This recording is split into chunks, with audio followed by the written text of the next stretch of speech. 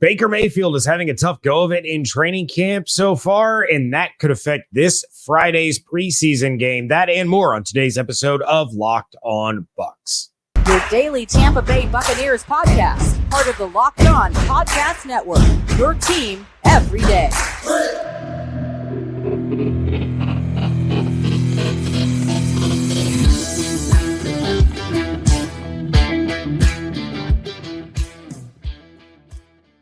What's up, and welcome into this Monday episode of Locked On Bucs, your daily podcast covering the Tampa Bay Buccaneers, part of the Locked On Podcast Network, your team every day. We want to thank you for making Locked On Bucs your first listener view every single day. Don't forget you can subscribe or follow for free on YouTube or wherever you get your podcasts. And of course, you can follow on Twitter. I am James Yarcho at JYarcho_Bucs. He is David Harrison at DHarrison82. Credentialed members of the media covering the Buccaneers. I'm the deputy editor of SB Nation's BucsNation.com. David is a staff writer over at BucsGameDay.com, Sports Illustrated's Fan Nation site covering the Buccaneers. We are here with you every Monday through Friday, along with our everydayers. And as always, we want to share our appreciation for your support of the show. Today's episode of Locked On Bucs is brought to you by Bird Dogs. Go to birddogs.com/LockedOnNFL. or enter the promo code LockedOnNFL at your checkout for a free white tech hat with any order. You won't want to take your bird dogs off. We promise you that hat is behind me if I do this right there. If you're on YouTube. My son took mine. If you're on audio, you don't know what I'm pointing at. It's pretty snazzy. On today's episode of Locked On Bucs, we're going to discuss Ronde Barber's enshrinement in the Pro Football Hall of Fame after long last and way overdue. We're also going to discuss something else that'll come up later in the show. But first, we are going to talk about Baker Mayfield, James, because the quarterback competition that wasn't supposed to be a competition has turned into a competition. And on one side of the coin, it's turned into a competition because Kyle Trask is taking care of the football. He's making smart decisions, and he's doing some good things within Dave Canales' offense and apparently looking a little bit more like a leader, getting in there and breaking things up when a future practice squad linebacker decided to cheap shot Rachaad White, the starting running back of the national football team, whatever. But also contributing to this competition becoming more of a challenge is Baker Mayfield himself not protecting the ball. So if you caught the episode where I brought in Logan Robinson, Bucs Game Day owner and founder, and my boss over at Sports Illustrated's Fan Nation, he kind of gave us a rundown of some of the things he's seen in this quarterback battle. And one of the things he mentioned was the interceptions. The other thing he mentioned was the balls getting deflected at the line of scrimmage, which lead to one of two very bad things: incompletions or interceptions. It's pretty much the only two things a deflected ball leads to. Every once in a while, you get like a Marcus Mariota self-pass for a touchdown, but that's very, very rare and certainly not something you can rely on. So coming out of the night practice that the Buccaneers held on August 1st, Baker Mayfield threw an interception to Keenan Isaac, a third-team cornerback, had an interception dropped by a defender in 7 on 7. So for those who don't know, 7 on 7, there is no pass rush. It's literally just defensive backs, linebackers, and your receivers on the field. An 11 on 11 drive ended in a 3-and-out, but only because Christian Izien dropped a interception that would have ended the drive before that, and that is a second-team safety. So in one day, an interception to a third-team cornerback and a second-team safety. August 3rd, the next practice, following the night practice, he had multiple passes deflected at the line of scrimmage, which Logan told us is becoming a recurring theme at Tampa Bay Buccaneers training camp with Baker Mayfield, and was nearly picked off by Levante David. August 5th, Baker was actually picked off by Jamel Dean, and then he's also had, not just August 5th, but throughout training camp, not only is he having interceptions, dropped potential interceptions, which won't necessarily be dropped by other teams, deflected balls in the line of scrimmage, but also his receivers are saving him. Some of these receivers that are saving him are guys like Devin Tompkins. Okay, it's not just like Mike Evans bailing out a guy, because honestly, if you're bringing in a new quarterback, you're all right with Mike Evans bailing him out a little bit. You're all right with Chris Godwin bailing him out a little bit. But when the likes of Devin Tompkins have to go make super athletic catches in order to save your quarterback, there could be a little bit of a problem there. But, James, this is training camp. And more so, it's the third week of training. Like, we're literally just getting into the beginning of the third week of training camp, which is the first game week of training camp. So given how far we are actually into camp, how much do all these interceptions, all these deflections, and even the fact that his receivers are having to bail him out of some of these throws early in camp concern you?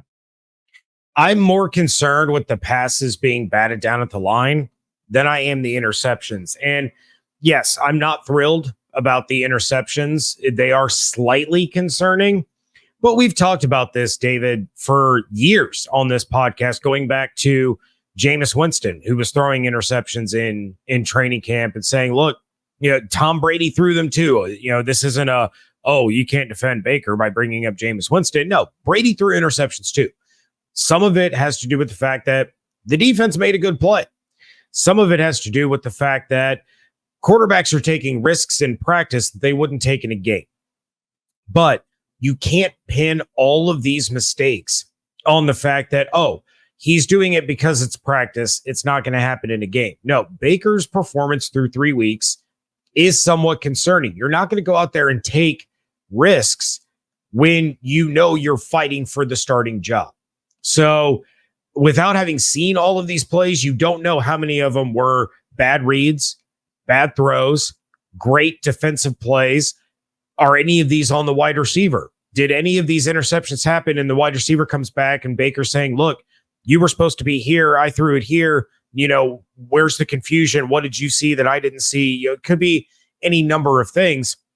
But the fact that it's happening more to Baker than it is to Kyle Trask speaks volumes about how this competition is going right now.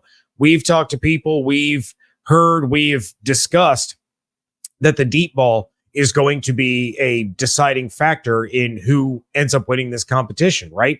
So what if it doesn't get to that point? What if it doesn't get to the point where it's like, they're pretty neck and neck. The tiebreaker is going to be this. It's going to be the fact that Dave Canales is going to sit down with Todd Bowles and say, you know what? Kyle doesn't have the deep ball accuracy that Baker does, but we can live without that if we're going to cut back on the mistakes. So it's not sound the alarm concerning, but it is keep an eye out, because if this continues to trend in this direction, we're going to be talking about Baker Mayfield being the backup in Tampa. Yeah. No, and to be fair, I think it's also worth noting that you're only looking at these interceptions as concerning at all if you predicted Baker Mayfield was going to win this job, which of course we did. But all the Kyle Trask guys out there, these interceptions aren't concerning. What these interceptions are is evidence of why Kyle Trask should have been the favorite from the very beginning. And perhaps that's fair. Perhaps that's something that's coming up. But like you said, the deep ball could be a discriminator. The deep ball is not going to be a winner, right? So it's like playing poker and that's your kicker. It's not going to be, that's your high card, or athletic ability could be your separator. But in order to have the separator come into action, you have to be tied in the first place. You know what I'm saying? You don't get to the separator unless you're even. Well, the first responsibility of any offensive player is protect the football. Like the first job of a center is to get the ball from you to the quarterback safely. Boom, first job. Rest of the offensive line, your first job, protect the quarterback. Why? Because he's got the football. Wide receiver, first thing you need to do, catch the ball. Running back, first thing you need to do, don't fumble. Like no matter what position you're in offense, your first job is protect the football. So should training camp interceptions sound fire alarms? By themselves, no. But the amount, I mean, what I just read off, and that's only from August 1st to August 5th, 3 practices, you're talking 5 or 6 passes that could have been intercepted, should have been intercepted, or were intercepted. And to be clear, when Logan is annotating these things, is scripting these throws for us, he's letting us know if these passes were on the receiver. There's a couple of throws that I didn't include in here because he said deflected off a receiver's hand, almost intercepted. That's not on Baker. Got it. So I didn't include those in there. But the rest of these interceptions or potential interceptions are bad throws by Baker. And when you talk about comparisons, like you just mentioned, they're both facing the same defense. And Logan told us they're both getting first team reps one day, the next day they're second team reps. They're going back and forth. So they're seeing the same scheme. They've seen the same defense, and they're not game planning, right? And that is something to remember in training camp is the Dave Canales offense is not coming out with a game plan against Todd Bowles' defense. They're simply trying to execute a set of plays. So when Baker or Kyle goes out there to run a play, they're not making reads and checks because they don't know what they don't have tendencies to look for. You know what I'm saying? So that is fair. But again, Kyle is going up against the same criteria that Baker is. So this isn't like Baker is doing this in Tampa and Kyle is doing really well in Jacksonville. No, they're in the same house. They're using the same cookware. They're using the same dishes to serve up their platters. And Kyle is cooking a much better meal right now than Baker Mayfield is, as far as I'm concerned, just from what we're being told. Now, at the end of the day, just like the NFL draft, James, game tape is going to win everything. Practice is practice, and that's great. But game tape is going to make the biggest difference. So, of course, that means that Friday is the biggest part. After all these interceptions, all the deflections, everything, if Baker can go out there, get 0 deflections at the line, 0 interceptions, 3 touchdowns, and light up the Browns defense, and Kyle Trask does the opposite, Baker Mayfield is going to come away as the clear winner of that game. But no matter who wins that game, Ronde Barber has already won the game of life because he's an NFL legend, he's a franchise legend, and he is a Hall of Famer. We're going to talk about what he was talking about coming up next on today's episode of Locked On Bucs, part of the Locked On Podcast Network, your team every day. And we're going to have that conversation thanks to our friends over at Bird Dogs. Bird Dogs make you look good because stretch khaki shorts are designed to fit slimmer through the thigh and the leg, giving you a truly sculpted look. So they fit way better than regular shorts that are made of stiff, restricting cotton. They do this with cloud knit fabric that Bird Dogs invented that looks just like khaki but stretches so you get a way slimmer fit without having to sacrifice movement. Plus, Bird Dogs uses anti-stink, sweat-wicking fabric that helps keep you dry and cool all day long. My favorite usage for Bird Dog shorts is actually a swim trunks that I use to cool off after a long day of training camp practice. My joggers are my go-to for traveling in between games. And of course, I always carry my Yeti-style Bird Dog tumbler with me that I got after our last run of promotion codes. Hopefully you got in on that deal because that's pretty amazing. Even after sitting in the car 90-plus degree heat for nearly 8 hours, the ice is still there. The water is still cold. It's amazing. So go to birddogs.com, Locked On NFL, or enter the promo code Locked On NFL for your order, and you will get a free white tech hat with your order right here, and on young Yarcho's head somewhere, probably hooliganizing. That's birddogs.com/LockedOnNFL, or use the promo code Locked On NFL at checkout for a free white tech hat. You won't want to take your Bird Dogs off. We promise. Continuing our conversation, we're turning from players that are trying to be great for the Buccaneers to players that have already been great for the Buccaneers and will continue to live in greatness in Tampa Bay Buccaneers history and now pro football history every day. Thank you for coming through for this episode like you come through for every episode. And just like you, coming up exactly when we need you, which is every day, Ronde Barber came up for the Tampa Bay Buccaneers every day. Okay, he has some down games. Everybody has down games. It's okay. But Ronde Barber, for the most part, showed up exactly when the Buccaneers needed him to, and he was officially inducted into the Pro Football Hall of Fame on Saturday, joining his former teammates Derek Brooks, Warren Sapp, John Lynch, Darrelle Revis, that's right, former Buccaneer cornerback Darrelle Revis, and former head coach Tony Dungy, all of them enshrined in Canton, Ohio now. Canton, Ohio, in the state that is definitely one of the top 50 in this great nation. And Barber said during his induction speech, quote, "I wasn't Darrelle Revis. I wasn't that guy. Not all of us are anointed or can't miss prospects proclaimed to be future Hall of Famers on day one of our careers. After today, there will be 23 corners in the Pro Football Hall of Fame, and I'm not like any of them because I couldn't be. I'm here because I refuse to be just a guy.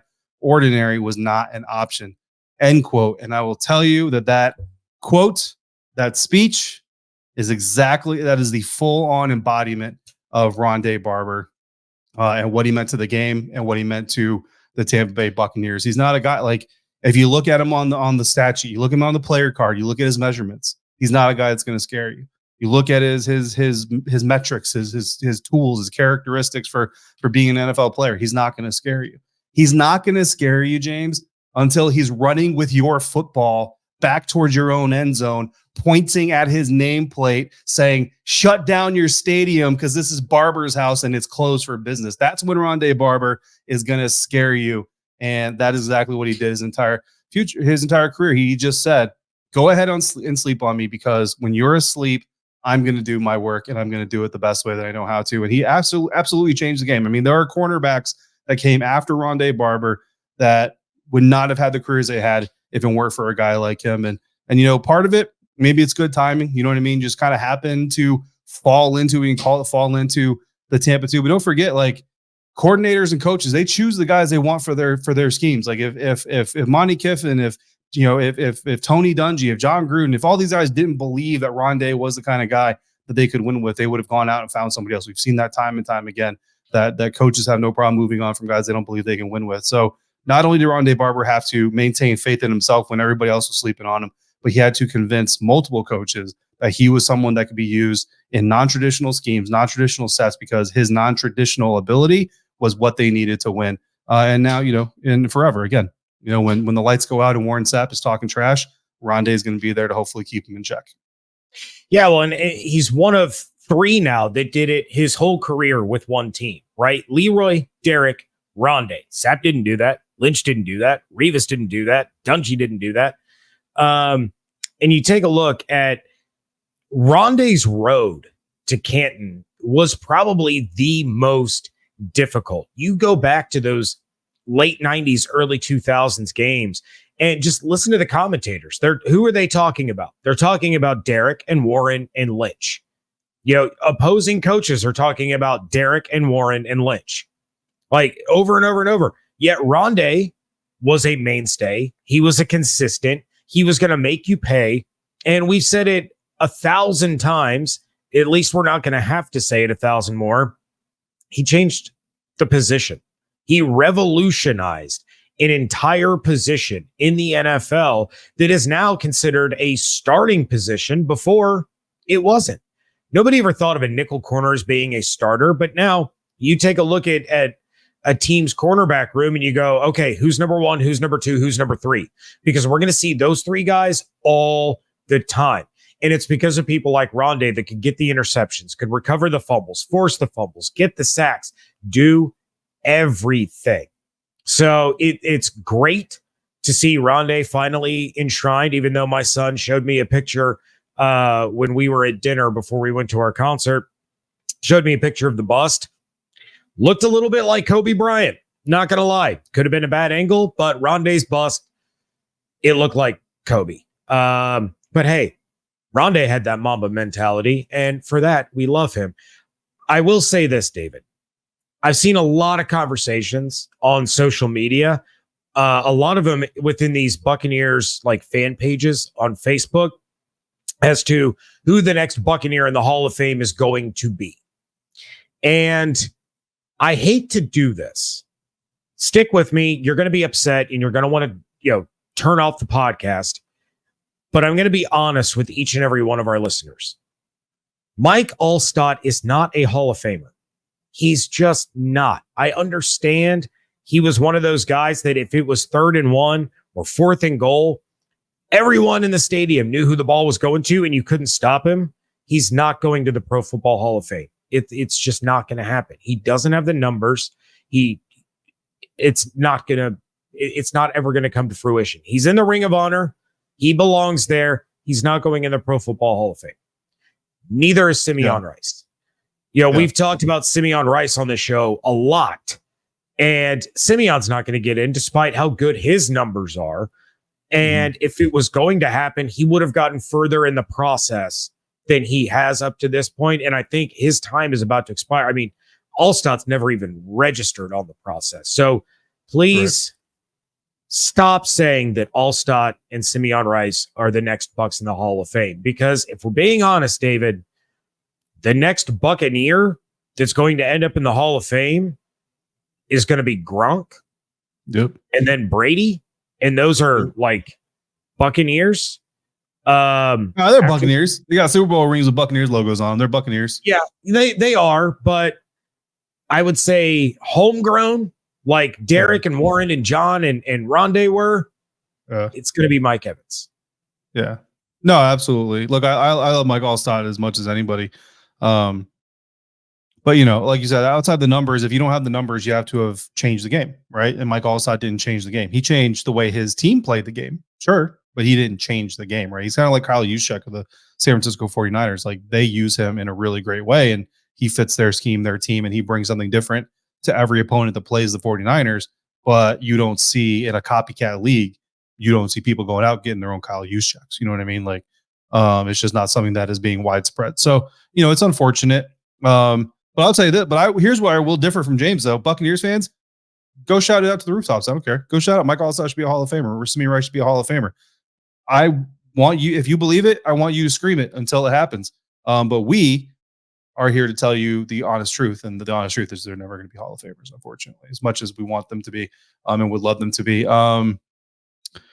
I saw recently some people thinking that Levante David is going to be a Hall of Famer someday. And look, you guys know that we love Levante here, but Levante is not going to be a Hall of Famer, guys. Mike Evans, yes. Gronk, yes. Tom Brady, absolutely. I don't know after that. I saw somebody say like Antonio Brown. I don't know, guys. I don't think Antonio Brown. You don't want to know why Ronde's bust looks weird, though, James? It's because Ronde doesn't smile with his mouth closed. That's true. Yeah, but the bust does because I think all the busts do. I don't think there's any bust with teeth because I think that would look really weird. They probably only made an exception for Michael Strahan, but I think you're right. I don't think any of them show any. But yeah, it's because Ronde's bust is smiling with his mouth closed, and outside of if you walk past him in one buck, he'll probably smile with his mouth closed. But I don't know. I really can't remember Ronde ever smiling with his mouth closed. That's why it looks weird. But it looks like Ronde if you get past the mouth closed smile. Like I said, it could have been a bad angle. He just showed me a picture on, I think it was Instagram, and he's like, Ronde's head looks like Kobe. No, it's certainly, but I mean, look, greatness looks like greatness. You know what I mean? So when you're looking at greatness, it just looks great. So another Buccaneer that could be headed for greatness or will be headed for greatness had to do one thing first in order to get there, and that was get out of his own way. Whereas Ronde had other people getting in his way. This guy had to have other people had to have himself get out of his own way. That's coming up next on today's episode of Locked On Bucs.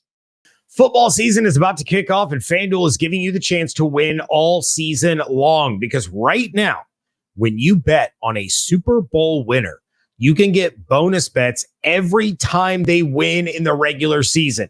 Just pick any team to win the Super Bowl, and you'll get bonus bets for every victory. You can use those bonus bets on spreads, player props, over-unders, and more. The current favorites are traders Donovan Smith and Mike Edwards and the Kansas City Chiefs at plus 600, while the second favorite team to win the Super Bowl is that team in Pennsylvania that's green with envy that Hall of Fame cornerback Ronde Barber shut down their stadium, and their odds are at plus 800. Meanwhile, the Buccaneers have a plus 7,500 chance or odds, however you want to put it, to win it all, meaning you could make $7,500 on a $100 bet if they manage to shock the world and pull it off. And you're going to get bonus bets for every game that they win along the way. Or you could play it safe, and even if the Chiefs don't win the whole thing, you'll likely get some solid bonus bets per win for your trouble. So visit FanDuel.com/locked-on and start earning bonus bets with America's #1 sportsbook. That's FanDuel.com/locked-on.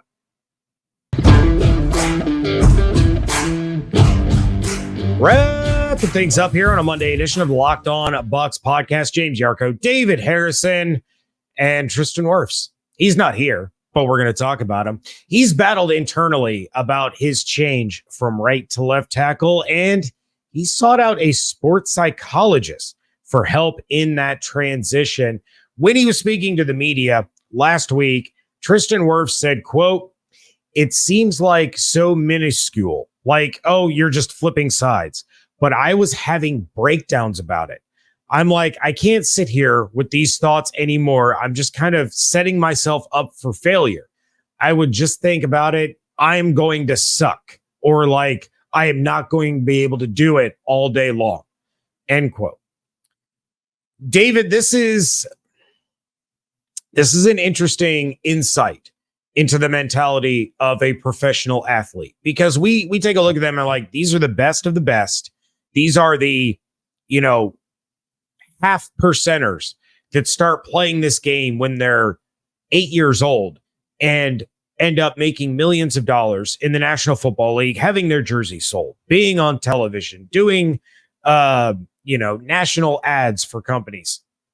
But the mental side is almost taken for granted by the average fan. And you take a look at a player of Tristan Wirfs' caliber, where we're talking about him as one of, if not the best player at his position in the National Football League, still on his rookie deal and having to switch sides. And it's exactly like he said. So many people are, oh, you're going from the right to the left. Who cares? It's really not that big of a deal. It absolutely is. Yep. If every person who believed it wasn't a big deal had to wake up one day and all of a sudden do everything the opposite of the way that they've always done it. You start writing with your opposite hand. The steering wheel and the pedals for your car are all of a sudden on the right side of the car instead of the left, or you're driving on the left side of the street instead of on the right side of the street. All these different things. You have to reverse every single thing in your life, and you're still expected to maintain that high level of play that has put you where you are at this point. It can take a toll. It can take a toll on somebody. So Tristan Wirfs sought out the team psychologist to get his mind right. And personally, I think it's a great move. I'm wondering what your thoughts are on Wirfs seeking out the psychologist. No, it's absolutely a great move. I mean, there's a lot of pressure here, right? And it's not just about being in the National Football League, right? Like if you just look at life, like what you are best at is what people tend to identify you as, right? Like if you're the guy in the neighborhood that is just the best dad on the block and the best burger griller on the block, that's what everybody looks at you as, right? So like almost anything, like if your license got like if that's who you are, you're the best dad on the block who makes the best burgers, right? If in the span of a month you I don't even know, you had your license suspended, your dog ran away because it's not trained right, and everybody found out that you bought pre-cooked burgers and just heated them up, which one of those three things would stand out the most to those people who know you? The burger thing, right? Same, and there's an assumption of expertise in our society, and I think it's just part of human nature, to be quite honest with you, that whatever you are best at, you are supposed to be the most proficient at as well. That kind of makes sense, right? Like if people were to find out that on Locked On Bucs that we were using AI to generate our entire show, they'd be like, well, that's kind of a disappointment. We thought James and David, because if you only know us as Locked On Bucs, then you expect that this is what we do with some level of integrity. And I know we're media, and media has no integrity, so maybe you don't. But I hope anyway that the point is made, right? But on the flip side of this, right, where the pressure comes from and where the need to speak to someone like a sports therapist comes from is also this thing that we have as human beings, where we assume that we relate to other people, but we also assume that nobody relates to us, right? Like if you go somewhere and you tell somebody how to do their job, they're gonna get offended, be like, how dare you tell me how to do my job? But then they're gonna look at the TV at an NFL player when they've never played in the NFL and be like, what do you mean you can't make that throw? You know what I'm saying? Like that's kind of how we are as human beings. And again, this isn't casting shadows at anybody. That's me too. Like I look at a semi-truck driver. I've never driven a semi-truck, and the semi-truck driver does something crazy. I'm like, what are you doing, bro? Come on. You're out of your mind over there. What do you do? What do you mean you can't do that? But at the same time, you tell me how to drive my car, we're gonna have problems, you know? So it's just kind of how it is. But the higher up you get and the more skilled position, the more skilled your expertise is supposed to be, the more people expect you to just kind of be this ultimate pro. And when your profession also comes with the label of being tough, manly, physical, right? Then that's what you're supposed to be. So for some people, finding out that an athlete has doubts and concerns and fears and needs somebody to talk to work through those fears, it's almost like finding out they're grilling with fake meat. So for Tristan to do it 100%, there's nothing wrong with that. For Tristan to speak about it publicly, that's kind of brave, because there's definitely a world right now where people will use that against them. And the thing about that is there are going to be defensive linemen that try to use that against them. You know what I'm saying? Like that's going to come. I'm not going to say it's going to every week, but there is a defensive lineman out there that if he hears about this, will absolutely try to get in his head during a game and use it against him. And then if he's called out for it in public, he's going to say, it's part of the game. I'm just trying to get in his head. I don't actually mean anything by it. The problem is, this is real. Like this is real life. This isn't football. I mean, it is football, but it's the real life side of football. So hopefully, Cam Jordan, that's not something you're going to do this season. But I literally was just about to say, you can just say Cam Jordan. And listen. So Ross Jackson hosts Locked On Saints. He's on the Saints beat, and he tells me, and I believe him, Cam Jordan is an upstanding human being. So I don't believe Cam Jordan, knowing that this is real life stuff. You know what I'm saying? I don't think Cam Jordan would actually do that, just from Ross's opinion. So if I'm wrong, it's Ross's fault. But I'm just saying, man, like, you know, and maybe I feel different about this because of the background that I come from. And, you know, like simultaneously you're expected as a soldier or any military member or police officer or firefighter or whatever to be this like super tough, like man of steel, woman of steel, nothing bothers you. But at the same time, we got people doing 22 push-ups a day because of veteran suicide rates. You know what I'm saying? Like those two opinions don't really jive. So I think that the anytime somebody comes out and it kind of furthers that it's okay to talk to somebody if you have problems. If it doesn't have to be a doctor, like if you don't need a doctor, you just need a buddy, go talk to your buddy. You know what I'm saying? But if you need a doctor, like Tristan said, I need a doctor. I need like legit help with this. Go talk to somebody legit. You know yourself. So, so I'm happy that Tristan did it. Look, Terry McLaurin, star receiver of the Washington Commanders, recently went on Ryan Clark's podcast and talked about he himself going to therapist and talking about some of his shortcomings. And this is a dude that since the day he joined the NFL, everybody's been like, look at how underrated he is. So you would think, and look at Tristan Wirfs, a young All-Pro. Some of these guys, you're like, how would you ever think that you need help? But you don't know what's going on in their head. You don't know what that pressure, what that expectation of greatness is doing to their psyche. So if they need help, I'm glad they're going out and seeking it. Yeah, and I mean, our longtime everydayers probably remember us having a similar conversation about this in regards to Roberto Aguayo. Roberto Aguayo did the same thing. He got the yips, and then all of a sudden he couldn't mentally put himself back together again. It's nice to see Tristan trying to get out ahead of this thing before he essentially becomes a prisoner in his own mind, right? If he's having these doubts and he's keeping everything internalized and he's not speaking to anyone about it, he's not finding a professional to help him, we could see one of the most unbelievable falls from grace that we have ever seen in an NFL player, and nobody would know why. So, it's to these guys, this isn't just a game. This is their livelihood.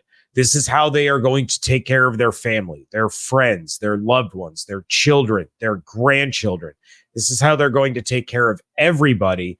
And if you don't have the wherewithal to seek out help if you need help, it can become a disaster. So kudos to Tristan on getting that done. I do expect him to have a really great season this year. And I expect that we're going to be talking about him being one of the best left tackles in the NFL before too long. With that, we are going to bid you all a fair adieu. I don't know where David went. David just disappeared. He's gone now. But we want to thank you for making Locked On Bucs your first listener view every day, for making us part of your day, part of your routine. If you have anything else Buccaneers related or not Buccaneers related that you want to talk about, of course, you can find us on Twitter at Locked On Bucs, at Yarcho_Bucs, and at DHarrison82.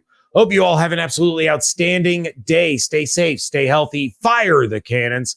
We thank you so much for joining us right here on Locked On Bucs, part of the Locked On Podcast Network, your team every day.